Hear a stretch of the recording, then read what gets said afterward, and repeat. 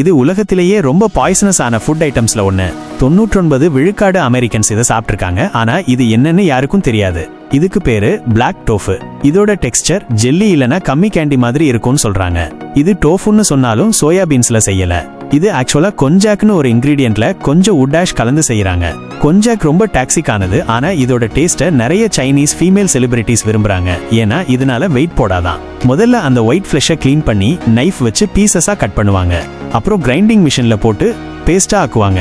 அந்த லிக்விட்டை cheese cloth வச்சு filter பண்ணி ஜூஸை மட்டும் எடுப்பாங்க. இந்த டாக்ஸிக் லிக்விட்டை சேஃபா மாத்த உட்டாஷ் தேவை. ஆஷை தண்ணியில மிக்ஸ் பண்ணி கிளாத் வச்சு ஃபில்டர் பண்ணுவாங்க. அப்புறம் இந்த ஆஷ் வாட்டரை ஜூஸ்ல சேர்த்து ஸ்டிர் பண்ணி இன்னும் கொஞ்சம் தண்ணி சேர்ப்பாங்க. இது டாக்ஸின்ஸை நீக்கிறது மட்டும் இல்லாம சீக்கிரம் கெட்டியாகவும் உதவும். ½ அன் ஹவர்ல இது ரெடி ஆகிடும். அப்புறம் இதை சின்ன சின்ன பீசஸா கட் பண்ணுவாங்க. ரிசல்ட் ஒரு கூலான ஸ்மூத்தான பவுன்சியான டோஃபு.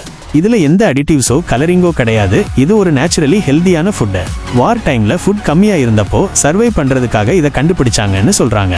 ஆனா நீங்க இதை ட்ரை பண்ணணும்னா சைனாவில் கிசோ ப்ராவின்ஸ்க்கு ஒரு பிளேன் டிக்கெட் போடணும். ஏன்னா இந்த கொஞ்சம் அங்க மட்டும்தான் கிடைக்குமா.